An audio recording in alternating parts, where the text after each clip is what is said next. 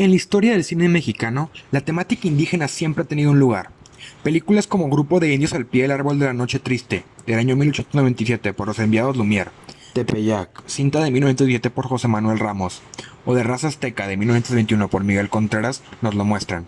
Sin embargo, no fue hasta la realización de la cinta de Sergei Eisenstein en 1930 y el estreno de Redes en 1974 por Paul Strand y Fred Zinnemann cuando se abren nuevas vías en la representación del indígena por el cine. Antes de hablar a fondo de esta representación, tenemos que adentrarnos a la época del cine de oro mexicano y a uno de sus directores más emblemáticos, Emilio el Indio Fernández. Emilio fue el hijo del primer matrimonio de un mestizo y un indígena Kikapú. En su infancia fue estigmatizado dentro de la familia del segundo matrimonio de su padre, por su condición de indio. Fernández dice: me apodaron el indio como queriéndome estigmatizar, pero gracias al sobrenombre yo no perdí un minuto de conciencia de que soy indio, y ha sido en mis raíces culturales donde he encontrado grandes valores. A mediados de los años 20, Emilio se involucró en el levantamiento de la Huertista, por lo que fue exiliado a los Estados Unidos. Esto lo llevó a las puertas de Hollywood, con un trabajo de extra. Cuando regresó a México en 1934, él ya contaba con experiencia cinematográfica, además de con la amistad de actores y técnicos que también habían regresado de Hollywood a México. En 1941, tras una pequeña carrera como actor secundario, debuta como director en La Isla de la Pasión.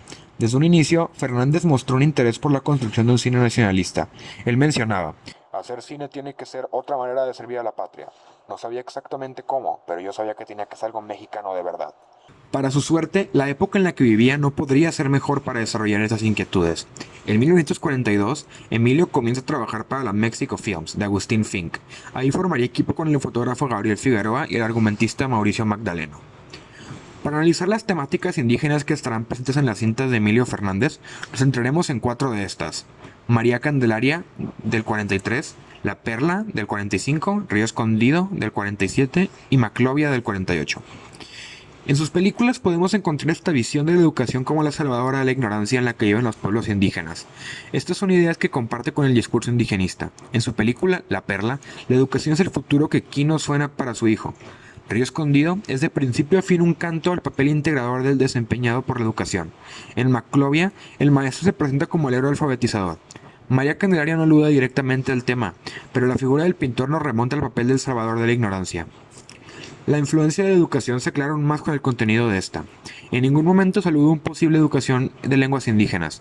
En realidad, estas lenguas son olvidadas en la mayoría de las cintas, con excepción de María Candelaria, donde el náhuatl se usa en 2 ocasiones: cuando María es arrojada al agua y maldice en náhuatl a la mujer que la arrojó, y cuando Lorenzo Rafael se escapa del pintor para evitar que se acerque a María. Ambas circunstancias son de enojo y de desconfianza. La forma en la que se representa esta población es a través de la tragedia que han hecho los personajes. Sus finales no suelen ser felices. El cine de Fernández no parece ver un futuro para los indígenas más allá de la desaventura, el desarraigo y la muerte. Ni siquiera los cerditos salen con vida. Incluso los carteles publicitarios de sus películas nos muestran rostros indígenas llenos de melancolía y tristeza. Otra de las características principales en las películas de Emilio Fernández es el enaltecimiento de la belleza indígena, evidenciado en María Candelaria o en Maclovia. Pero esta belleza es artificial, es falsa. Intenta reivindicar la belleza indígena no a través de rostros indígenas. Esto los niega, sino que lo hace a través de las estrellas mexicanas, como Dolores del Río o María Félix. Estos ejemplos nos llevan a uno de los temas básicos de la teoría indigenista, el progreso. Río Escondido es un excelente ejemplo de esto. En la película vemos este concepto reflejado a través de la medicina. El médico se vuelve esta figura que salva al pueblo de la enfermedad y de la muerte. Hay un discurso que favorece a la ciencia occidental antes que los remedios indígenas tradicionales.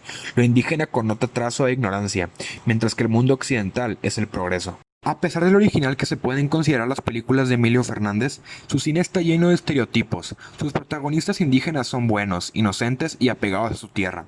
A pesar de que la comunidad de Xochimilco odia a María Candelaria, ella aún sueña con ser aceptada y se rehúsa a abandonar su pueblo. De la misma manera que se mira a los indígenas protagonistas como gente buena e inocente, también está el estereotipo del indígena bárbaro, intolerante y agresivo. Es la comunidad indígena la que mata a María Candelaria a pedradas. Es la comunidad la que persigue a Maclovia y José María. Estos estereotipos nacen de un desinterés de conocer las costumbres de los indígenas y de convencer al público sobre la necesidad de la educación, ya que esta es la única manera de salvar a los pobres indígenas y sus tendencias de violencia irracional. Mientras que el indígena toma el papel del salvaje, muchos de los personajes blancos tienen la caracterización del hombre protector con buenas intenciones. Estos personajes suelen ver a la población indígena condescendientemente, ya que se sienten responsables de cuidar de ellos. Este papel lo vemos en personajes como el pintor de María Candelaria o la maestra Rosaura en Río Escondido. Esta imagen llena de estereotipos que Emilio Fernández nos presenta es un elemento más que acaba negando al indígena. La negación al indígena en el cine del Indio Fernández toma distintos niveles. Tenemos una negación icónica, originada por la visión homogénea y llena de estereotipos que no reconoce la cultura ni la individualidad de las comunidades indígenas a un nivel en el que ni siquiera su belleza es representada con sus rostros. Existe una negación cultural en el momento en el que la palabra indígena se vuelve sinónimo de falta de cultura, violencia irracional y atraso material. Hay una negación de su autonomía cuando se nos presenta la idea de que la medicina occidental y la educación en castellano son las únicas maneras de salvar a estos pueblos.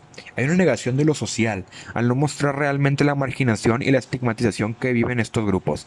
Y por último está la negación existencial, que viene relacionada a lo indígena con la fatalidad y la enfermedad. El cine del Indio Fernández es el primero con una tesis claramente vinculada a la teoría indigenista. Su retrato de México es para muchos definitivo, incluso para gente del extranjero. Y esta visión que nos presenta del indígena es dañina para la gente de esta comunidad, ya que niega su lugar como personas al mismo nivel que el resto de México. Emilio Fernández falleció en 1986. Ya no está él aquí como para reclamarle por estos temas, pero es importante que los cineastas que trabajan en la actualidad conozcan la importancia de representar correctamente a grupos marginados, como lo son los indígenas.